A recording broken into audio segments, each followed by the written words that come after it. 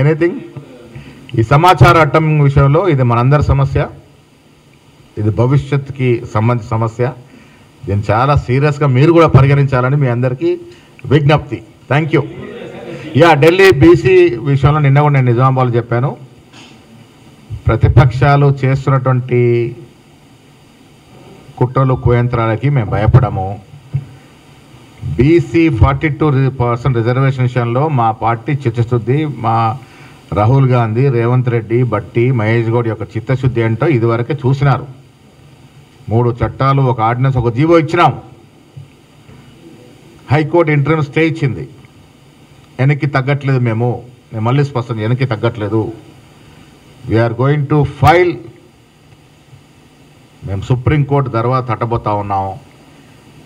దీనికి సంబంధించి రేపు కూడా నేను ఢిల్లీ, మా 2 మంత్రులు, నేను కూడా ఢిల్లీ పోయే ప్రయత్నం చేస్తూ ఉన్నాము.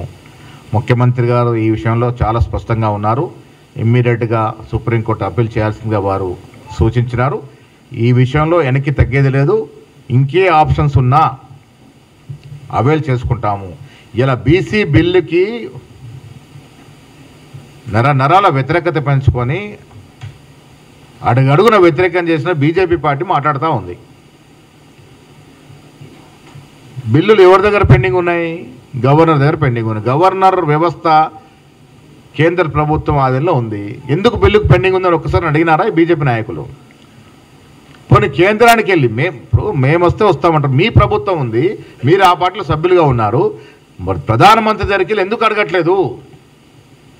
ఈ విషయాలు బీసీలు గ్రహిస్తలేరు అనుకుంటా ఉన్నారు మా నాయకులు. పాపం అన్నీ ఆలోచిస్తే అన్నీ చూస్తూ ఉన్నారు. మీ చేతుల్లో ప్రభుత్వం ఉంది, మీరు ఆ ప్రభుత్వంలో ప్రతినిధులుగా ఉన్నారు, పార్లమెంట్ సభ్యులుగా ఉన్నారు, ఎమ్మెల్యేలుగా ఉన్నారు. ఎందుకెళ్ళి మోడీని అడగట్లేదు బీసీ విషయంలో? మీరు దలుచుకుంటే, మీరందరూ దలుచుకుని మేము కూడా వస్తాం మీతోని. ఒకరోజు సమస్య ఇది.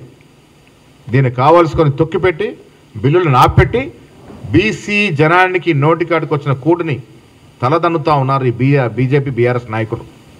బీజేపీ ఆడే డ్రామాలో బీఆర్ఎస్ పాత్ర ఉంది. వారిని కలుపుకొని దీన్ని అడ్డగిస్తూ ఉన్నారు.